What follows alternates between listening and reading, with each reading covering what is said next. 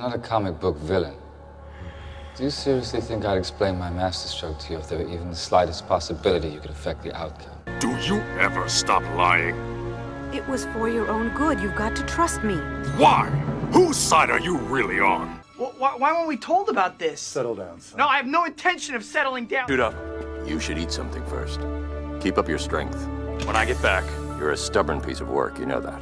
But that's not what really happened, is it? Oh shit. What are you doing in my memory? It's my memory too, dummy. Before the multiverse breaks once again, let's count down our favorite Marvel moments that changed the MCU forever. It's been 6 years since Avengers Infinity War was released, and I'm still mad at Star-Lord. He blew it. He blew it all. We were all sitting there in the theater holding our breath, watching Infinity War, watching the Avengers battle Thanos on his homeworld in Titan. Now at this point in the film, Mantis had Thanos under control. Everything was chill, the Avengers and the Guardians are working together in harmony, and they're so close to getting that gauntlet off Thanos' hand. The plan is working well, but who knows, maybe billions of lives won't be lost now, right? At this exact moment, Star-Lord learns that Thanos has killed Gamora, and his emotions overpower him. In a fit of rage and grief, he attacks Thanos, inadvertently breaking the group's hold on the Mad Titan and his Infinity Gauntlet. This rage-fueled attack allows Thanos to regain control, put the gauntlet back on, and then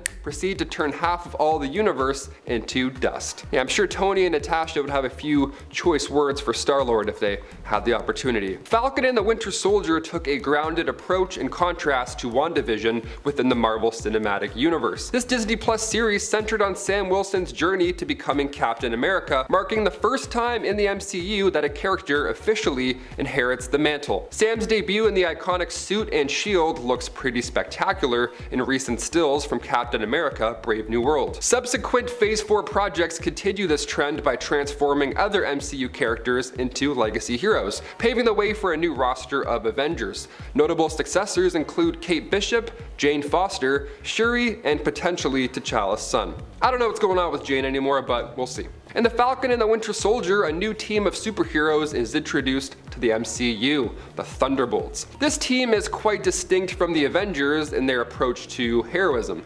Led by Valentina Allegra de Fontaine, the team begins to take shape with the recruitment of John Walker, who was later bestowed with the codename US Agent in Episode 5. He's like the new, scary Captain America. He's actually quite terrifying. The scene where he's going nuts with the shields, I'm honestly surprised that was allowed on Disney+. Florence Pugh's Yelena Belova joins the team in a post-credits scene from Black Widow, and further revelations from the official Thunderbolts movie lineup indicate that Val will also enlist Red Guardian and Taskmaster from Black Widow, as well as Bucky Barnes and Ghost from Ant-Man and the Wasp. That would be a pretty epic team. But what's gonna happen? What's next for the MCU? Where are they gonna fit in with this broad narrative? I have no idea anymore. This one was pretty confusing. WandaVision was the first Disney Plus series. It's also my personal favorite next to Loki Season 2, and not only experimented with this darker tone, but also introduced unexpected elements, and maybe some mutants. Evan Peters' appearance as Quicksilver practically broke the internet. I stood up off my couch. 27 years old, I stood up for a Disney show. What am I doing? Given his previous portrayal in Fox's X-Men franchise, fans couldn't wait to see what came next. Now, despite WandaVision revealing Peters' character to be a regular human named Ralph Boner, it did signal a groundbreaking moment as the first instant of a Marvel actor from another franchise being reintegrated into the MCU. Even if it was an absolute waste of Evan Peters as Quicksilver, it's still something. It started somewhere. Phase 4's post-credit sequences were quite intense. Almost like another movie, right after the movie we just watched. Back in the day, it used to say, "Thor will return." That's it, then we left and went home. In Phase 4 of the MCU, fans were introduced to a plethora of new characters. For example, in Eternals, 2 post-credit scenes unveiled Harry Styles as Thanos' brother, Eros, and Mahershala Ali's Blade. In Spider-Man No Way Home's post-credit scene, emerged Tom Hardy's Eddie Brock and Venom into the MCU. This is a huge, huge deal. Doctor Strange in the Multiverse of Madness introduced Charlize Theron's Clea, while Thor: Love and Thunder introduced Brett Goldstein's Hercules. And we just met Mark Spector's third persona, Jake Lockley, for the first time. Will Deadpool and Wolverine reset the Marvel Universe and scrap all of these new introduced characters? After all, the van from Moon Moon Knight was spotted on set of Deadpool and Wolverine. So who knows, comment all your theories down below. And while you're here, you might as well subscribe to the Nerd Squad, and don't forget to hit that notification bell so you don't miss the latest Marvel updates. Now back to some Avengers drama. WandaVision ended with the introduction of, well, another Vision. Literally, another physical Vision. White Vision was engineered by SWORD as a weaponized iteration of the late synthezoid hero that we all know and love, Vision. He was tasked with confronting Scarlet Witch and Vision. White Vision engages in combat. Now, during their clash, Vision transfers his memories to the new White Vision, causing the latter to vanish. Now, initially, it was anticipated that White Vision would reappear in the Disney Plus series Vision Quest. However, Marvel's revised release strategy has cast doubt on this project's realization, leaving White Vision's destiny unresolved. Also, what an epic, quick character arc that was, right? White Vision's like, who am I? What's a ship? Anyways, see ya. Throughout the multiverse saga, a recurring theme has been the introduction of younger versions of well-known heroes, obviously hinting at the possibility of a Young Avengers film down the line. In the Marvels, Kamala Khan enlists Kate Bishop, and potential Young Avenger candidates have been hinted at across the MCU. However, Disney's revised mantle might complicate this plan, especially without stronger ties to the original Avengers franchise. Given the limited information on the lineup for Avengers 5 and Avengers Secret Wars, the likelihood of a third Young Avengers movie looks quite uncertain. That sucks. All that work to introduce them all and just nothing. Now they're like, hey, Deadpool 3, whatever, Wolverine's back. In the mid-credit scenes of Shang-Chi and the Legend of the Ten Rings, Shang-Chi joins Wong, Carol Danvers, and Bruce Banner to discuss the ongoing danger posed by these mystical rings, hinting, of course, at a new villain. Will we ever see who the rings were communicating with? Hopefully, probably not. A sequel addressing this threat seems unlikely at this point. However, Marvel star Simu Liu took to social media last week to promise that a sequel is still in the works. Black Knight. No, I'm not talking about Martin Lawrence's Black Knight. That's an excellent movie, but this one's a little different. Eternals post-credit scene hinted at Dane Whitman's transformation into the Black Knight with the ebony sword. Now, with Eternals 2 probably not happening at this point in the Marvel Universe, his fate may remain unresolved, which sucks, because how exciting was that end credit scene? As a minor character, he's less of a focus in Marvel's new plans, but fear not, because there is a chance he could join the Defenders in a future team-up event or project, possibly including the Blade movie, but we'll see. That's never going to get on its feet at this point. Every time I hear about it, it's a new director, a new writer, a new Blade. What's happening? Is Wesley Snipes back? I heard he's back. What? While the Avengers get most of the credit for putting a stop to Thanos' mad plan to wipe out half of all life in the universe, we do have to look back and give credit to a small hero that is often forgotten. And no, I'm not talking about Ant-Man. I'm talking about a hero that kickstarted the events of Avengers Endgame. This rat. Scott Lang had been stuck in the MCU's quantum realm since the events of Ant-Man and the Wasp back in 2018. And Scott only returns because a rat inside Lewis's van, which contains the quantum realm connection that Scott uses, this rat ends up stepping on a button, and this button conveniently brings back Scott after being trapped for 5 years.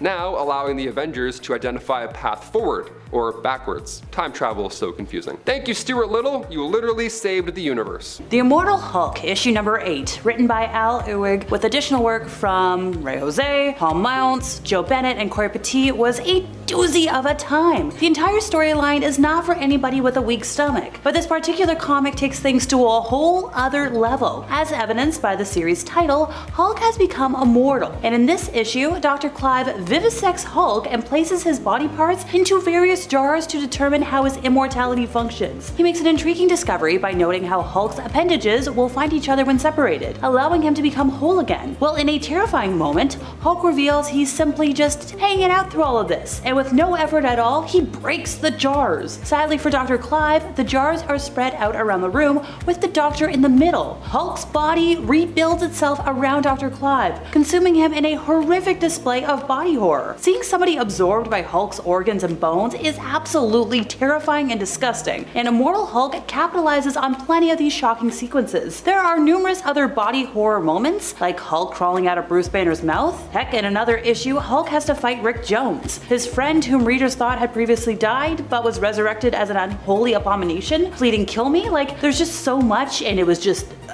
No words. In the Spider-Man the Other storyline, Morlun plagues Spider-Man by sudden and mysterious appearances, warning him that, I'm gonna finish you. You know how villains are. They're like, we're gonna give you all this. Well, Spider-Man, for a reason not explained by science, was dying, and Morlun wanted to watch the causes and effects of his ailment. And we get this big battle. Morlun, kinda does a number on Spider-Man and rips out one of his eyeballs and eats it. And then he, leaves when the police arrive. He's like, let's try this another time. We're gonna leave you on the verge of death. But just like ripping his eye out and eating it? No, Professor X has long been the guiding light of the X-Men, even though his morality can best be described as conditional. Look, Xavier is the reason the team exists. So despite his many shortcomings as a person, everybody respects him. Well, the beginning of the Krakoa era was an extremely important time for this character. Xavier had created a mutant haven like no other, and his position as the leader of the nation kinda made him seem untouchable. Even with the Krakoan resurrection, nobody expected that Professor X would be among the first major casualties on the island. But that's what happened in the first issue of X-Force, Volume 6. Xeno, an anti-mutant group, attacked Krakoa and they killed Xavier, among many others. And this was actually a massive problem, because Professor Xavier was the one whose telepathic power placed the memory backups in mutant bodies for resurrection. Nobody was sure if anybody else could do it, but Jean Grey decided that she would try, and thankfully she succeeded. And Professor X wasn't an angel in this era, nor in the years leading up to it, but nobody expected in universe or among the readers that he would experience death so quickly in this new era. Like, my jaw hit the floor. Red Skull used the powers of a woman named Kobik, a sentient cosmic cube, to replace Captain America's memories with a version of his life where he was always secretly loyal to Hydra. So this led to the whole secret empire, where Cap helps Hydra take control of the United States. While working within S.H.I.E.L.D., he orchestrated a sudden Hydra takeover of S.H.I.E.L.D. and the whole,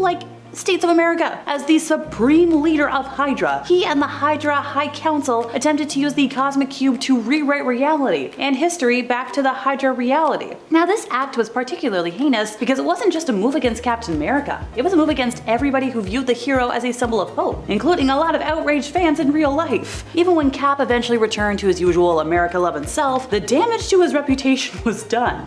I remember when this hit the comics. This was kind of before I really got invested in comics and heroes, and everybody and their mother was frothing at the mouth because it was bad.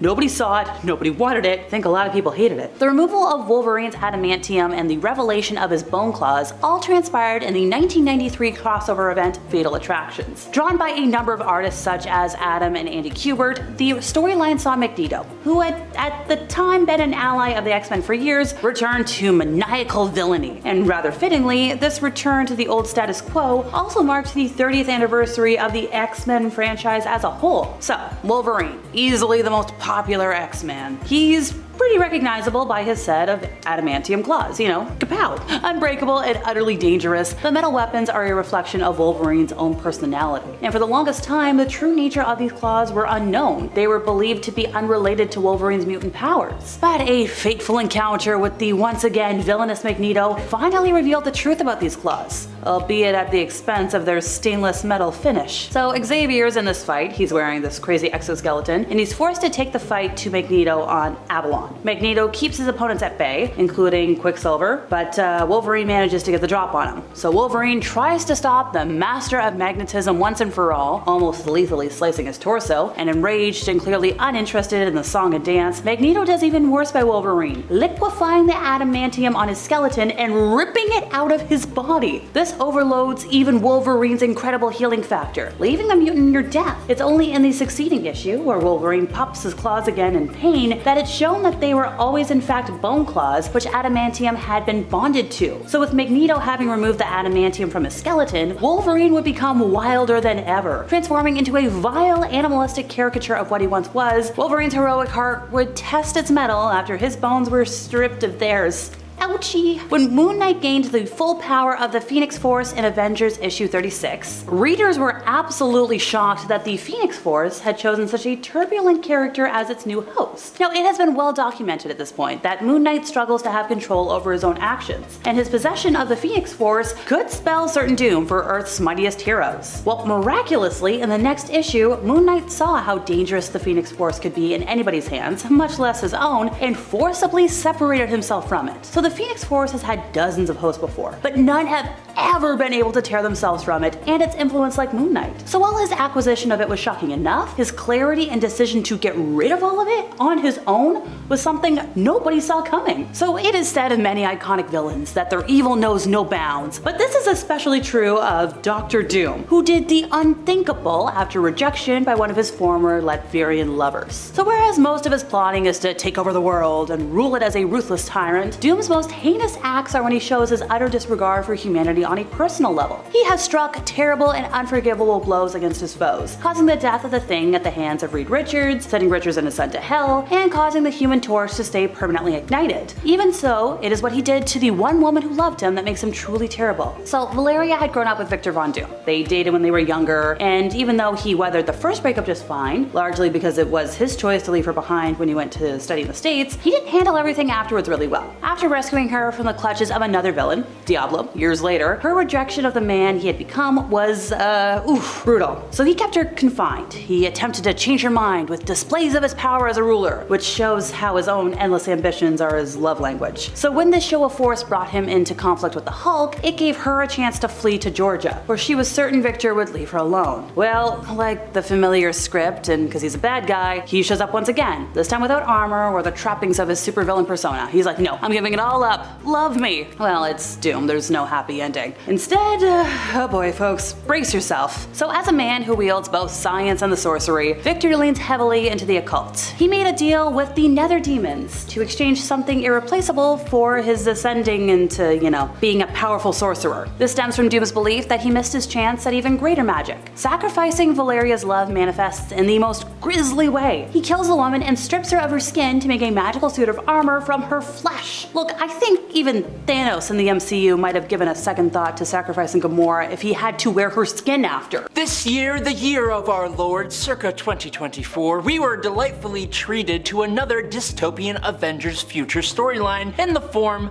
of Avengers Twilight. It had been a while since we were treated to something like this, and this time the creative team of Chip Zdarsky, Daniel Acuta, and Corey Petit knocked it out of the park. Following an old and initially depowered Captain America, this story takes place after an event called H-Day, when Ultron and the Red Skull used the Incredible Hulk to launch a brutal attack and wipe out most of the Avengers. They then managed to turn the public against the remaining heroes in the aftermath, and the survivors retire. Now, in this dystopian future, the son of Iron Man and the Wasp is given control over the superhero forces by the government, and the country basically becomes a police state. In classic superhero fashion, the story focuses on the retired Captain America pulling together the remaining Avengers alongside some new heroes to bring down the fascist government. Now, casual fans of the X-Men may think of Kitty Pryde as an awesome member of the team, if not something of a younger sister to her teammates. But make no mistake, Shadowcat can truly bring the terror. Following the decimation of the new team of X-Men during Orcus's attack on the mutant nation of Krakoa, the mutants are in shambles. During the very same issue, Kitty Pryde falls through one of the Orcus overtaken Krakoan gates to the Israeli Krakoan embassy, where she is surrounded by Orcus troops. She takes the life of every single Orcus soldier in incredibly brutal fashion. For those of you who don't know, there was a time where Kate Pryde was mentored by the ninja master known as Ogun, but we haven't seen a display of what she had learned quite like what we get here. She literally starts the fight off by phasing a guy's blam blam through his own head. From here on out, she went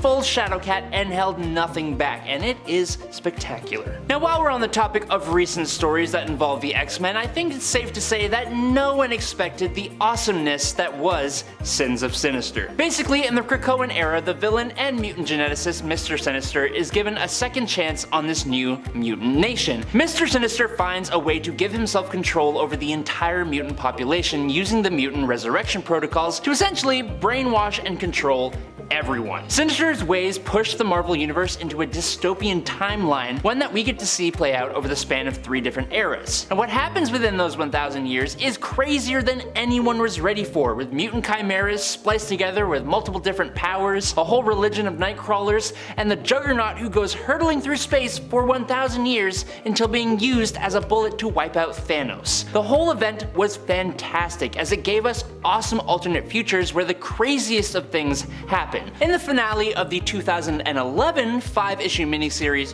Thor First Thunder, a new origin for Thor came to us when he shows up in New York City. This is an unhinged and uncontrolled Thor, as Loki has taken over his brother's mind to make him commit some pretty heinous acts. In the climactic fight in the destroyed remnants of Manhattan, Thor and Loki basically wipe out the Fantastic Four and Spider-Man. Reed Richards is trapped in an unsolvable mathematic equation that drives him insane. Johnny Storm is sent to Jotunheim, the realm of the Frost Giants. The Invisible Woman has her powers reversed, but the worst thing comes for the Thing and Spider-Man. Shooting a web at Thor's hammer, Thor just throws his hammer all the way into space, where Spider-Man quickly succumbs to the oxygen-free environment. And when the hammer returns, Thor uses his hammer to knock the bottom half of the Thing's jaw clean off of his face. Now that was a pretty brutal story, but if we want to talk brutal, Thor isn't typically the character we go to. More often, incredibly brutal moments belong to characters like the Punisher, or in this case,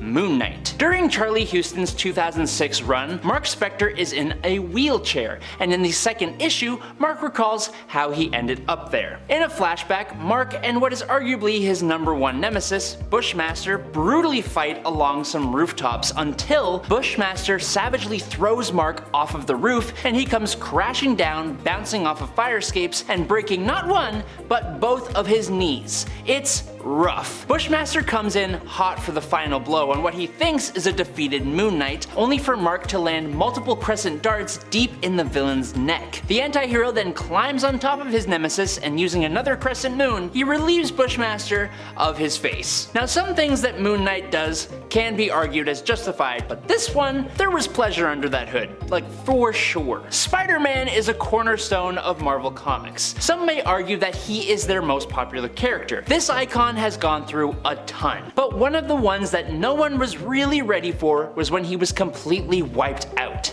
In the Ultimate Universe's Death of Spider-Man storyline, running from Ultimate Spider-Man number 153 and culminating in Ultimate Spider-Man number 160, this story was a pioneer in comics, not only for laying low one of the greatest heroes Marvel has, not to mention the fact that Ultimate Spider-Man was an absolute smash hit, but because it's also one of the very few times that a superhero actually passes away and hands off the torch to another. In this case, Miles Morales. On top of that, the story was actually really good and ended in an incredibly brutal fight that brought the web-slinger to an end that actually did him justice. It was beautiful. But speaking of characters who pass away in massive comic book moments, we also have Captain Marvel. Mar-Vell of the Kree was Marvel Comics' original Captain Marvel, and he was also the first Marvel superhero to permanently pass away when he succumbed to cancer in 1982's The Death of Captain Marvel. That was a huge moment in comic book history, and he remains to be one of the only heroes to have passed away and not been resurrected. That alone could be the point, but the character has reappeared as visions, or in flashbacks, and obviously in alternate realities. One of the coolest and most unexpected ways he did reappear was in the alternate universe which became known as the Cancerverse. Basically, on his infamous deathbed, the many-angled ones contacted and corrupted the dying Mar-Vell, granting him new powers which he used to transmute the other heroes, and with Mar-Vell as their lord,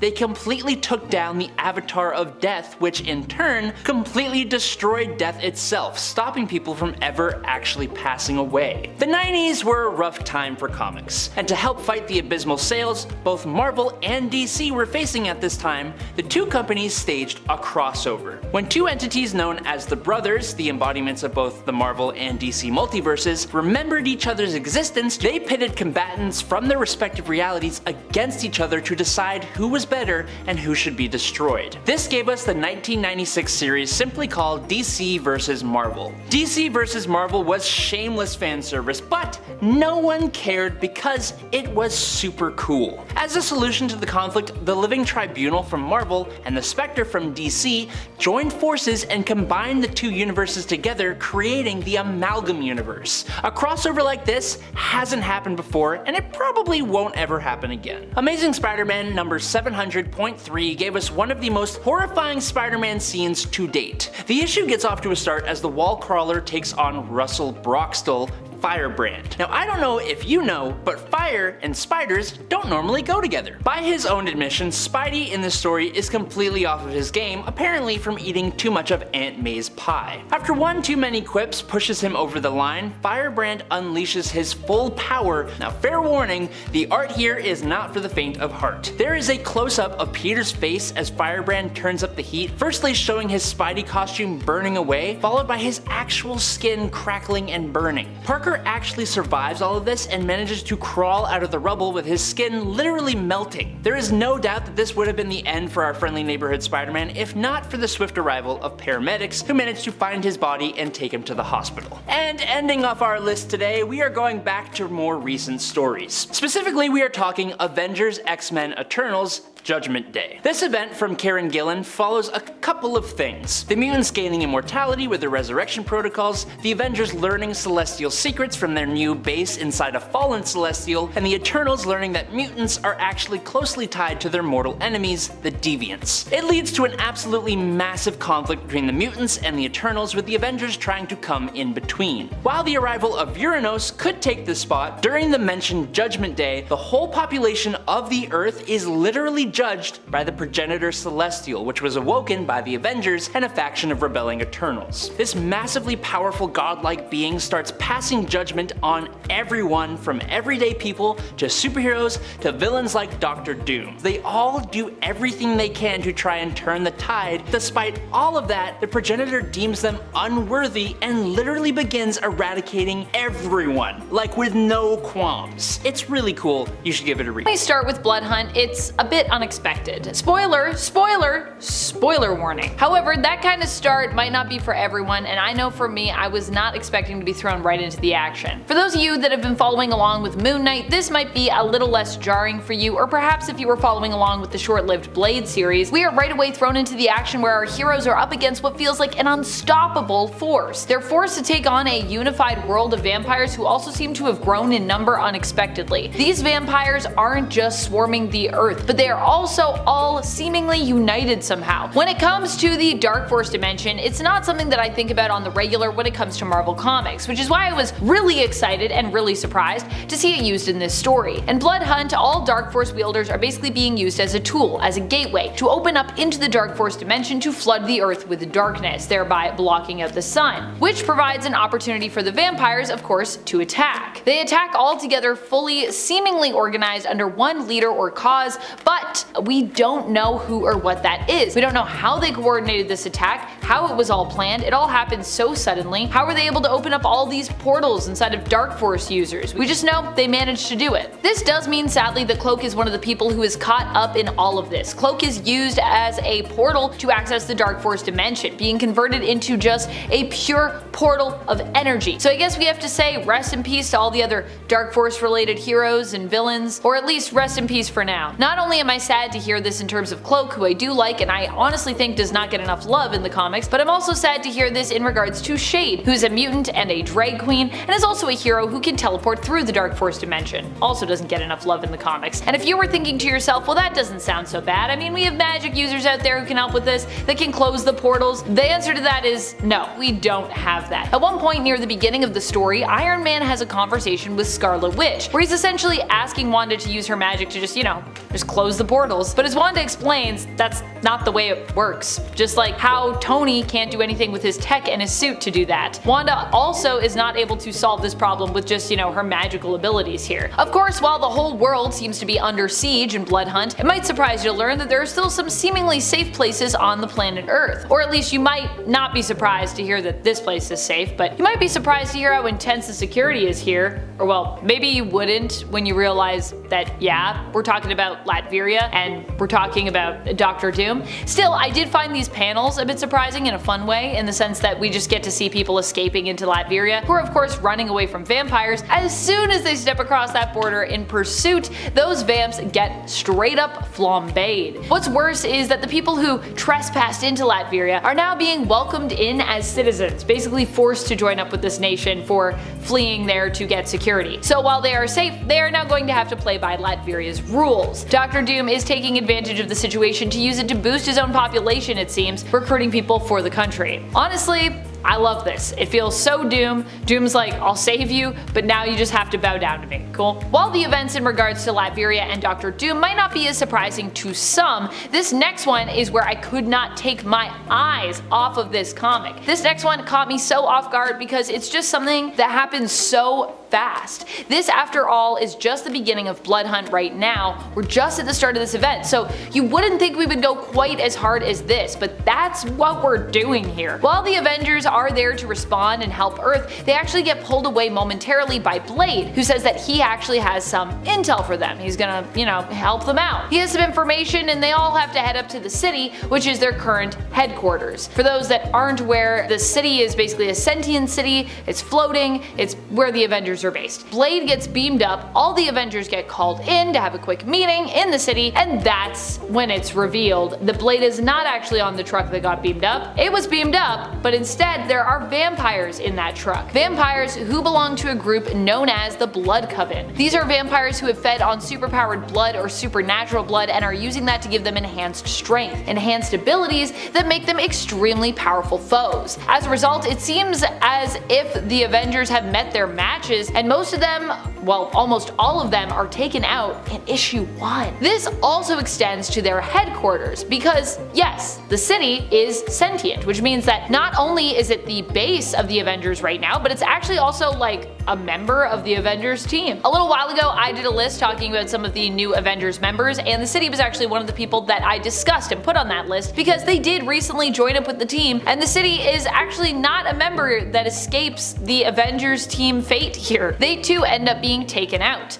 That's right, these vampires are so crazy they're able to take out a whole city. They corrupt, infect the city, and are able to prevent it to a certain extent from using its abilities. So when Black Panther tries to get it to do a dimension jump, it can't, and it's basically forced to surrender due to the pain that it also feels in this encounter. There is one person that survives this, and I think this will also surprise people a bit. The one person that manages to get away is maybe not the most powerful Avenger, let's say, but could actually be the most valuable Avenger in terms of what they represent to humanity. In a desperate attempt to save his fellow Avenger, Black Panther is actually able to get someone teleported off of the city. He's able to get Captain America out of here. The city might not be able to dimension hop, but apparently teleportation is still a thing that we can access here. Captain America ends up getting teleported to safety by Black Panther, who issues this as his last command, to have Sam teleported off before being stopped in his tracks and meeting his own seeming demise. Poor T'Challa. Why is Sam the one who is chosen to survive here? Well, that's interesting. You see, the Blood Coven really wants Sam because they want to turn him into a vampire so that he can basically be a symbol for the vampires. And they know that that will basically crush humanity to see that they've, lost their symbol of hope, that they've lost Captain America. That's why Black Panther also chooses to save him with his last action before he meets his end, because he sees the value in Captain America and what he represents to humanity. Hope. So you might be getting a hint for where this is heading at this point, but you might also be thinking of a different person that could be behind all of this. This was a character I was expecting to be behind everything. A character, honestly, that I love in the comics. We're talking about Dracula. Unfortunately, Dracula is not home at this time. In fact, when Vision is able to tap into some information bases and search to see what could be going on and try to figure out, who's behind this, he actually notes that Dracula seems to be MIA. So when it comes to who's behind it all, it is definitely not Dracula. Dracula is not the person that we're looking for here. And I gotta be honest with you, I was a little disappointed that Dracula does not appear here, and that Dracula, we don't know where Dracula is. But at the same time, this is a vampire event, so I do feel like Dracula will show up eventually at some point in some capacity. I feel like he could even maybe team up with our heroes, and I have to say that the fact that this twist was so unexpected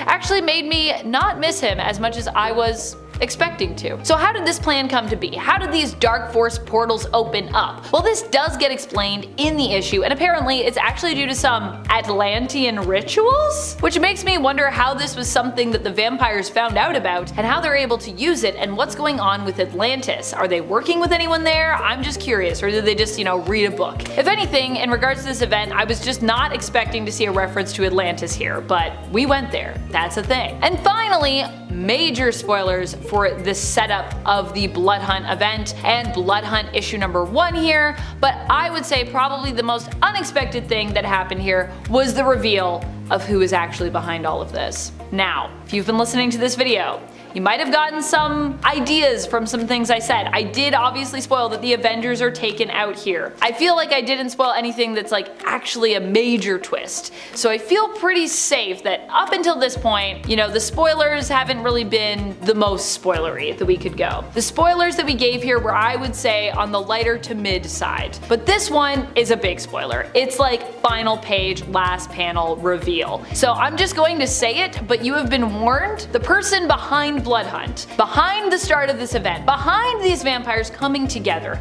and this group that we know as the Structure from Moon Knight, and their new leader is Blade. And we learned this when Blade goes to talk to Doctor Strange and Clea and reveals to them that he knows the entire plan of what is happening here. He breaks it down before revealing that yes, Blade is the one who is behind it all and is the new leader of the Structure. He also does this, of course, while stabbing Doctor Strange right through his chest, which also is pretty shocking, I gotta say. I cannot wait to see where this event goes next and how we get out of any of this, but I gotta say with this, with some of the punches that they're throwing here and just how hard they're throwing them, I'm very much intrigued to see what the creative team has in store for us moving forward. Tony Stark was adopted! Surprise! Starting off with a bang. This shocking news was revealed in 2012's Iron Man 17. We also learned that Tony had a brother, as if he didn't have enough on his plate already. Tony and his relationship with his dad has never been stellar, but the news that he was adopted made the genius reevaluate everything he ever knew. Tony's brother is Arno. When Maria Stark was pregnant, Arno wasn't doing well, so the Starks did the normal thing here and accepted help from Alien 451. The help in question: get Arno to term, but in exchange he would genetically modify the baby to be able to one day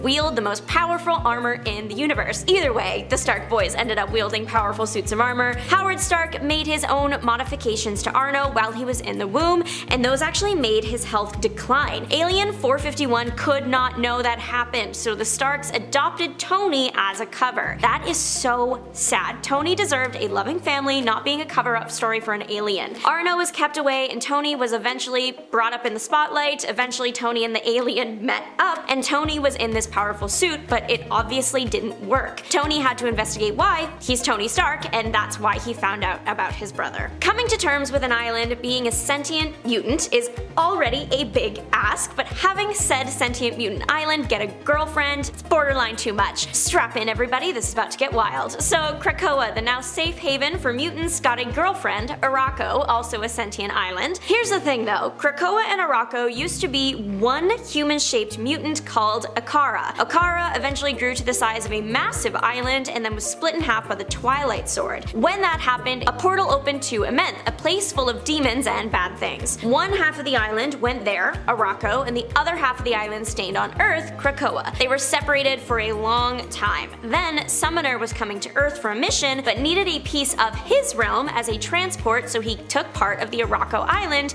called it the Arak Coral. It was the Arak Coral that presumably mated with Krakoa. The entire island of Arakko stayed separate from Krakoa in the end. It was just the small piece that got involved. The most unexpected love story I have ever read. Wolverine being at point zero for the bombing of Hiroshima still shocks me. At this point, Wolverine is more important in the history of the human race than any major world leader. If you look at the background of any major event in recent history, Wolverine probably has something to do with it.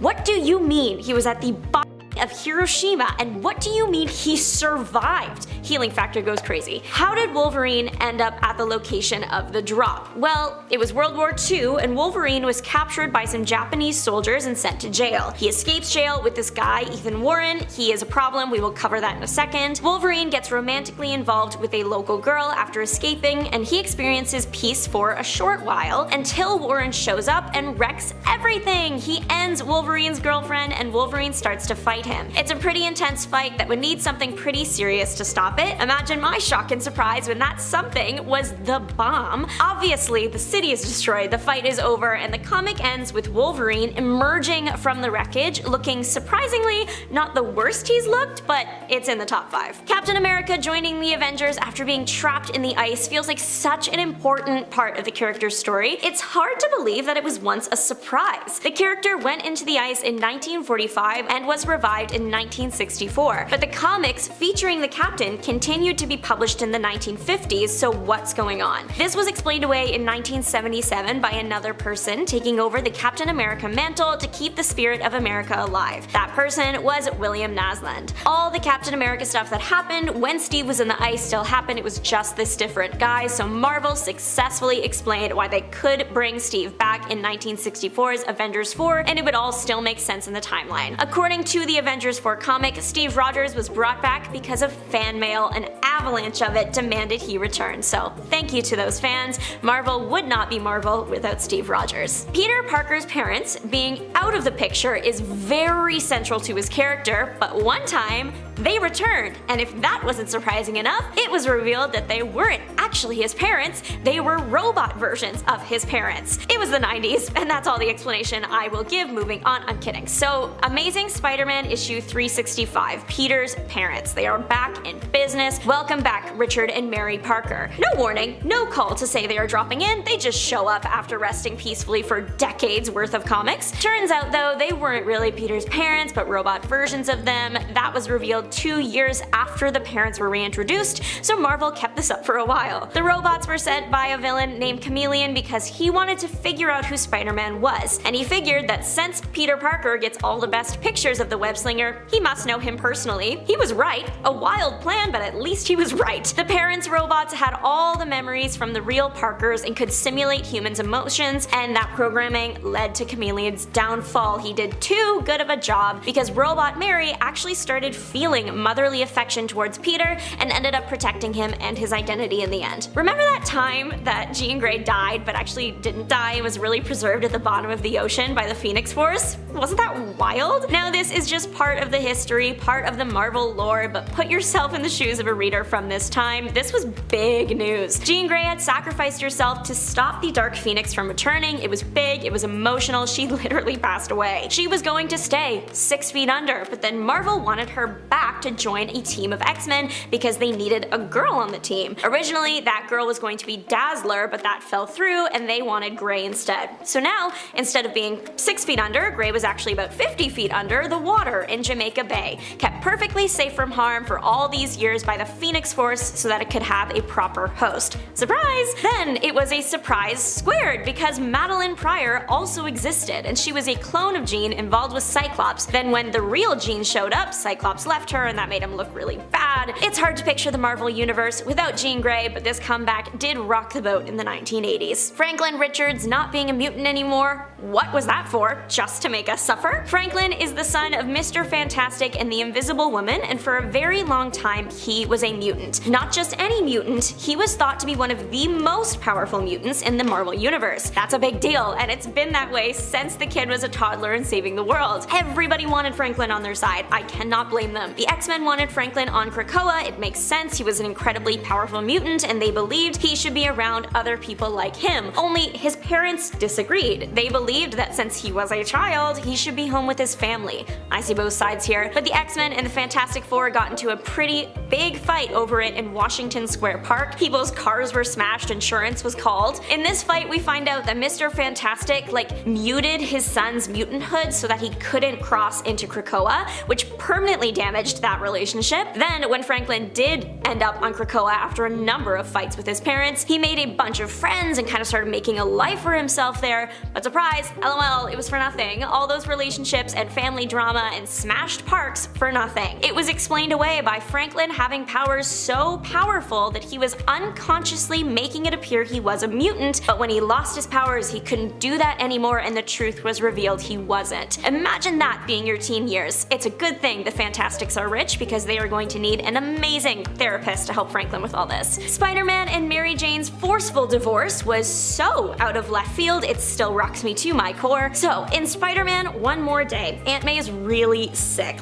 bedridden, and the possibility of a funeral in the near future is high, so Peter is desperate to help her get better. Peter being unwilling to let go of the woman who took him in and raised him is not that surprising. That's a very normal feeling. It's the way Aunt May was saved. Instead of having a really interesting arc about Peter learning to deal with the grief of losing this important family member. Marvel went with the choice that Mephisto, who is not the devil, but like that's the vibe, that Mephisto would save Aunt May in exchange for Peter and MJ's marriage. Bonkers choice. Turns out that there was probably an actual reason for doing this. It wasn't as random as it first appeared. Mephisto had a vision that Spider-Man's daughter was going to take him down in the future, so he figured that if he broke up Peter and MJ's marriage, the daughter would never be born and he would be fine. Good logic. Didn't work though. Another reason why this choice was made, to let writers explore Peter's character without having MJ there. The two have been together for a while, so doing this let the writers explore different stories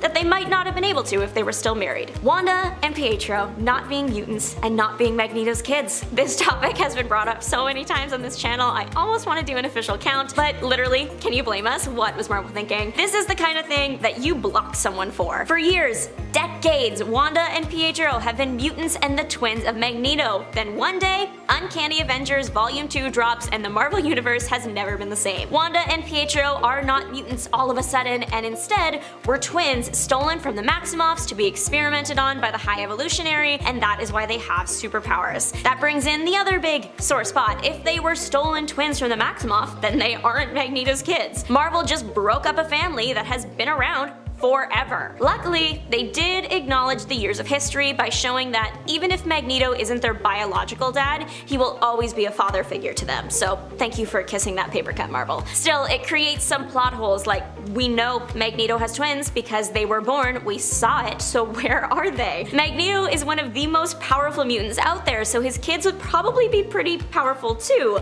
Are we to believe that they haven't been out wreaking havoc somewhere? Also, Magneto found one of his other kids when she used her magnetism powers and he sensed it, so were the actual twins born powerless? Is Marvel keeping this purposely in the dark so they can retcon this retcon? I wish I knew. This single panel of Captain America rocked the internet in a way I have not seen in all my years. The only reason this point beat out the Wanda and Pietro not mutants point was because I feel like it didn't just mean something to only Marvel fans, but also just like the general public. Everybody was talking about this, Twitter was having a meltdown. The America-loving king that Chris Evans brought to the screen suddenly saying, "Hail Hydra?" Worlds were changed, breakdowns were had. Now we know that it wasn't actually Steve Rogers' Captain America, but a different Captain America raised in a different timeline, Flag Smasher. So we don't need to worry anymore, but when this dropped, I remember where I was. No one saw it coming because it completely goes against everything Captain America. It was truly the most out of character and out of pocket thing Cap could have said. Why in a million years would fans expect this? Bad stuff did still happen in the Hail Hydra universe. Spoiler alert, death of Agent Coulson was a hit to the heart. Deadpool getting roped in because of his blind alliance to the Captain. Messy, messy, messy. Eventually, the actual Captain comes back and takes care of business. Thank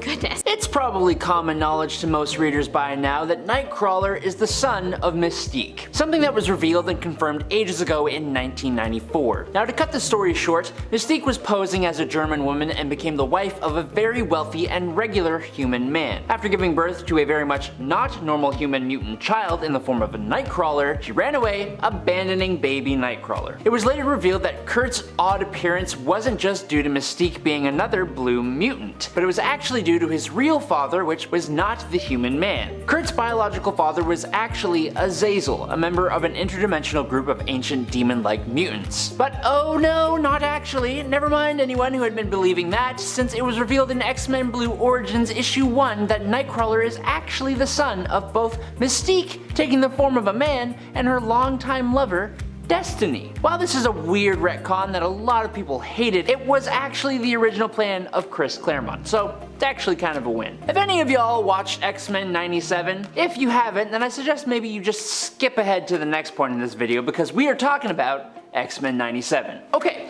so basically, episode 5. Holy hell. Basically, Cable shows up to warn everyone about a pending attack on Genosha, which happens about 10 10 seconds later, when an absolutely giant sentinel shows up and starts decimating everyone. Every mutant it sees. Genosha, which was celebrating its new inclusion into the UN, is absolutely decimated. This is echoing an earlier comic book storyline, so it's not like this is completely new, but this event is different in a key way. Magneto shields a bunch of mutants he previously promised to protect and seemingly gets wiped out by his Sentinel Blast. Then Rogue, in like a blind rage, attempts to take it down by herself, but is knocked out of the way by Gambit, who then goes after the thing himself. He ends up being skewered, but manages to energize the entire Sentinel, blowing it up along with himself, saving the whole of Genosha almost single-handedly. It's awesome, but brutal. In the new golden Krakoa age of mutant kind in Marvel Comics, all mutants, good and bad, have been given a fresh start on Krakoa. Now, some people never change, but one that had seemed to have turned over a new leaf is the mutant geneticist Mr. Sinister, even finding himself on the mutant leading council. Well, who would have thought that a guy named Mr. Sinister would ever betray his allies? Mr. Sinister finds a way to give himself control over the entire mutant population using the mutant resurrection protocols to essentially brainwash and control everyone. Or almost everyone. Mr. Sinister's ways push the Marvel Universe into a dystopian timeline, one that we get to see play out over the span of 3 different eras: Year 10, Year 100, and Year 1000. But what happens within those 1000 years is even crazier, with mutant chimeras spliced together with multiple different mutant powers, a whole religion of Nightcrawler clones, and the Juggernaut, who goes hurtling through space for 1000 years until being used as a bullet to wipe out Thanos. The whole story is awesome to read, but Sinister taking over the X-Men is certainly no bueno. While Sins of Sinister was cool, it took place before the legit fall of the nation of Krakoa, the fall of the House of X, and it kicked off in spectacular fashion. During this year's annual mutant celebration, the Hellfire Gala, literally on the very next page following a new X-Men team being finally announced, out of nowhere the anti-mutant organization known as Orchis attacks the gala, with Nimrod coming crashing down from the thermosphere at terminal velocity. He completely obliterates Dazzler, Frenzy, Cannonball, and Prodigy, and then punches Jubilee into the ground, wiping out 5 of the 8 new X-Men before he managed to decimate Bobby Drake Iceman, another Omega level mutant. It was an absolute massacre and one of the most harrowing, shocking things I have seen in an X-Men comic in a hot minute. Now, after the attack of Nimrod, the forces of Orchis come pouring into Krakoa through the Krakoan gates, which were hacked by Dr. Stasis. These forces, backed up by Stark Tech Sentinels, start laying waste to the mutants. However, midway through this fight, Jean Grey uses her powers as one of the most powerful telepaths on the planet, essentially freezing everyone. She overrides everyone's minds and says that everyone who is an ally of the X-Men can stay, and everyone who is against the X-Men is free to go, otherwise she will destroy their minds. But in that moment, Dr. Stasis says, "It's now or never, friend," and Moira McTaggart, going by Moira X and working with Orchis, literally plunges a knife into Jean's back, taking her life on the spot. Now, a little bit before that actually happened, Dr. Stasis, a clone of Mr. Sinister, showed up and revealed to Professor X that the medicine that the X-Men had been producing for the world, which is what led Krakoa to becoming a world power, have all been tampered with, and Stasis can now control or wipe out any human who used any of the medicine produced by the X-Men. Now, in exchange for him agreeing to not do that, and following the passing of Jean Grey with Moira grabbing Charles and holding the same knife at his throat, Charles surrenders and agrees to use his powers to force the mutant population of Krakoa, some 200,000 strong, to go through teleportation gates to the X-Men's home on Arakko, aka Mars. Now, Orchis planned on having Arakko being its next target, but instead, something went horribly wrong, and those 200,000 mutants were suddenly transported to the White Hot Room, essentially the afterlife and the base of operations for the Phoenix Force. Now, with Orchis attacking the mutant population and essentially wiping out tons of mutants, and the newest team of X-Men, to usher in the fall of X, the mutant population are now on the run and in hiding. We have Kitty Pryde as essentially an assassin running around wiping out Orchis soldiers and running ops. Firestar was basically placed as a double agent inside of Orchis, and many mutants have been captured by the anti-mutant group. One of the key ones being the field leader of the X-Men, Cyclops. Now, when I tell you that Orcus has done some horrible things to Cyclops, I am not joking. Keeping him locked up, Orcus have strapped Cyclops to a big old X, which is attached to sensors that will blow the entire thing up if he is removed. But on top of that, they've essentially deactivated his powers by literally stapling his eyelids shut. It's one of the most gruesome things I have ever seen. They've essentially been holding this guy hostage and interrogating him, and he has staples on his eyelids. But it's not as messed up as anything that Sabertooth does to Wolverine. Sabertooth and Wolverine have been on two sides of a feud that has been going on for a long time in Marvel Comics. During the Krakoan era, Sabertooth was essentially banished to a pit inside of Krakoa where he was essentially trapped in his own mind, unable to escape. Sabertooth actually learned how to turn this mindscape into his own personal playground, and eventually he even managed to escape and amass both power and an army of multiversal versions of himself. It seemingly all was for the purpose of tormenting Wolverine, which comes to a head in this era's volume of Wolverine during the fall of X. Now, just to give you some quick highlights of what happens here, Sabertooth is able to attack Wolverine and his team of mutants who are hiding away. He and his army of other Sabertooths decimate this team and Wolverine's entire family. He captures Quentin Quire's head in a box, he takes away Wolverine's powers and makes the guy relive his past traumas. It's just messed up, man. So basically, as part of this whole Fall of X thing, while Orcus was initially the main threat posed to the X-Men as the conflict went on, the artificial intelligence Sentinel created by Orcus, Nimrod, has shifted to become the main threat for the X-Men towards the end of the fall of the House of X. Nimrod's main goal is essentially to become a Dominion. Basically, in Marvel, a Dominion is what happens when an AI manages to learn everything there is to learn about every form of power that exists, from magic to mutants to cosmic power. And then that AI essentially becomes a god. But in that pursuit for Dominion, Nimrod becomes even more of a major threat to the X-Men. With his ability to adapt to anything the mutants throw at him,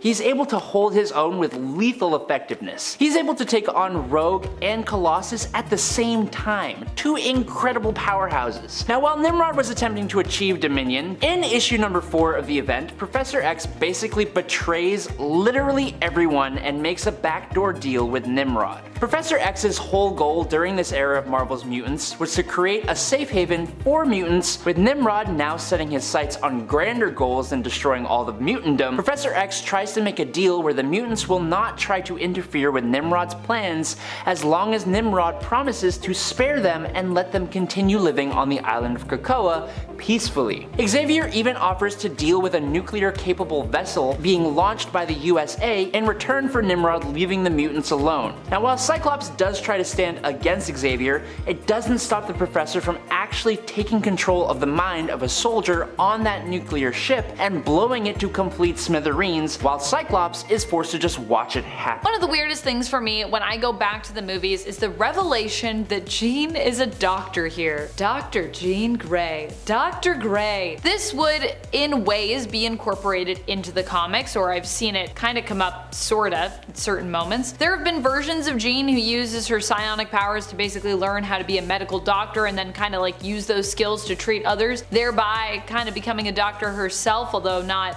you know, formally. However, for the most part, this is not a part of Jean's canonical origins. At least not on Earth 616 it isn't. So it's always seemed weird to me in the movies that Jean just was going to be a doctor, that she was like, that's what I'm gonna do, I'm gonna be a doctor. I would say it's pretty different from Jean's focus in the comics, which tends to be more, I guess, emotional as opposed to like scientific or medical, if anything. For the most part, Jean is seen as simply an empathetic hero who works alongside the X-Men. That being said, I guess she could also have other pursuits, but in a way she feels like she's kind of filling in for the roles of Charles somewhat in the movies here, by being the person to like explain what mutants are from a genetic and evolutionary standpoint, which usually tends to be what Charles does in the comics. Something we've seen him do before anyways, since he's literally a man who is usually studied genetics, specializing in mutant genetics, so Yeah. You know, something is really weird when I'm struggling to even find a clip of it to prove that I wasn't crazy in imagining it in terms of its existence. However, while I wasn't able to find the exact clip, I was able to find a lot of people on the internet who were able to back me up with their memories of this weird mutant power. So,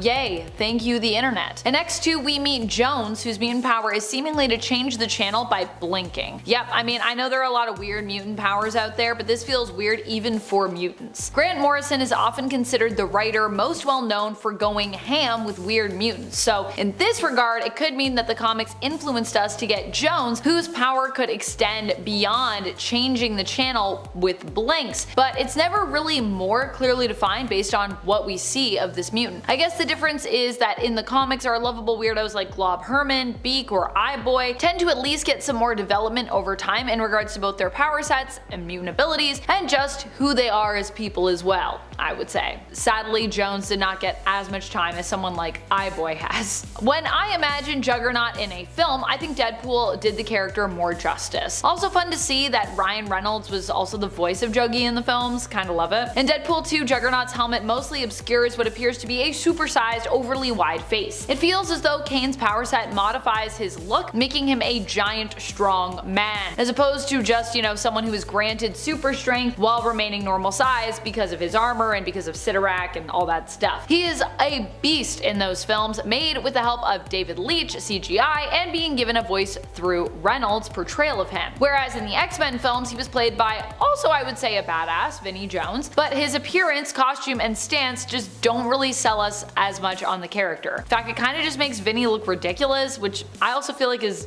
just silly because I do feel like Vinnie Jones could have been a good Juggernaut. Maybe that's a hot take, I don't know. Y'all can let me know in the comments if that's a hot take. Maybe one of the weirdest moments of all time from this series, this one comes to us from X-Men The Last Stand, and of course involves Juggernaut. Juggernaut already has been discussed. I mean, that costume is, like I said, it's a vibe for sure. But during X-Men The Last Stand, Juggernaut also decides to put on some attitude to match his look and menacing power set as well. At one point he says, in the vein of Britney Spears's "It's Britney, bitch, don't you know who I am? I'm the Juggernaut, bitch." I mean, if you are trying to intimidate people, Kane, I think there are just like better lines you could have gone with. I know Kane isn't always shown to be the brightest bulb in the bunch, both inside and outside of the comics, but like, we know what his name is. It's not, that part is not very intimidating. I mean, I guess his name is the Juggernaut, so I guess that sounds, I mean, no, it just doesn't. It really doesn't. This line is just pretty goofy, especially when we look back at it. It also just seems weirdly unnecessary as well, to be honest. Just overall. Not necessarily a moment in the movie, but let's talk for a moment about Bryan Singer, who all in all is quite a complex individual,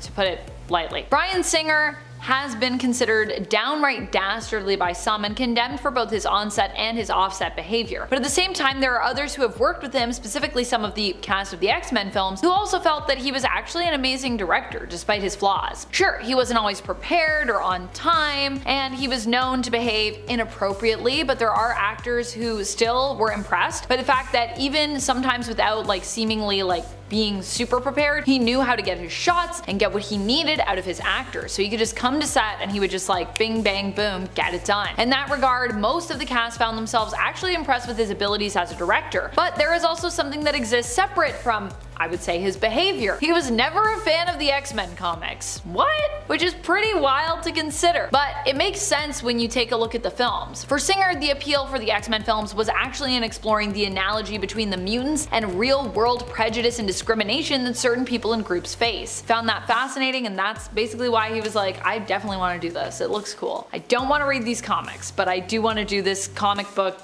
superhero movie. This one is both great and also awkward. It happened in X-Men First Class, and while overall it's actually honestly a pretty fun time, it's also a pretty weird scene when you have the context of like the original Fox X-Men films, where Magneto and Professor X at that point are more seen as elderly men, you know? This is back when the two were recruiting, and it is under this guise that they go to an adult dance club together. It's here that they encounter Angel. No, not that Angel. This Angel seems to be more based on Angel Salvador, and yeah, it's pretty awkward. Also kind of odd when you consider that Angel Salvador is actually a newer mutant who meets Charles when he is much older in the comics, so also just kind of strange in terms of that. This is a comic book moment in the worst way, and by that I mean it feels like just lazy and bad writing. Now, this is not something comic books are known for per se. I'm not saying that comic book stuff is lazy and bad writing, because usually that's not the case, but it is something that some of the worst comic book moments typically exhibit, like this movie-based comic book moment, which as far as I know isn't actually based off of anything specific from the comics, other than that sometimes, yes, Wolverine does suffer from muddled or completely wiped memories, and yes, he has been shot before in the head and that has messed up his memories. Usually though his memories get messed up because he's in some kind of facility where they have that tech, or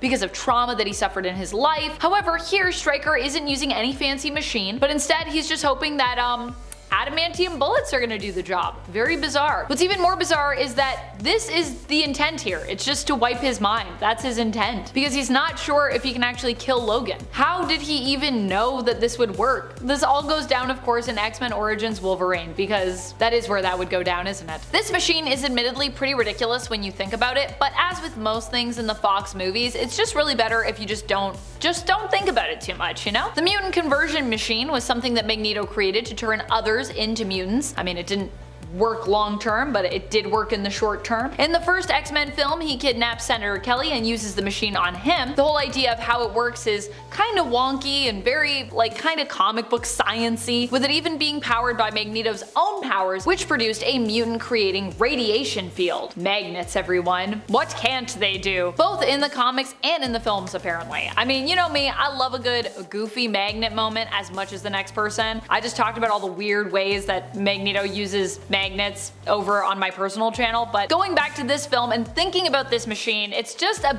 bit much, even for me. I'm cool with Magneto having his magnetic personality even, but using his powers to harness what is a mutant radiation field is just a bit too much for me in my mind. What does that even mean?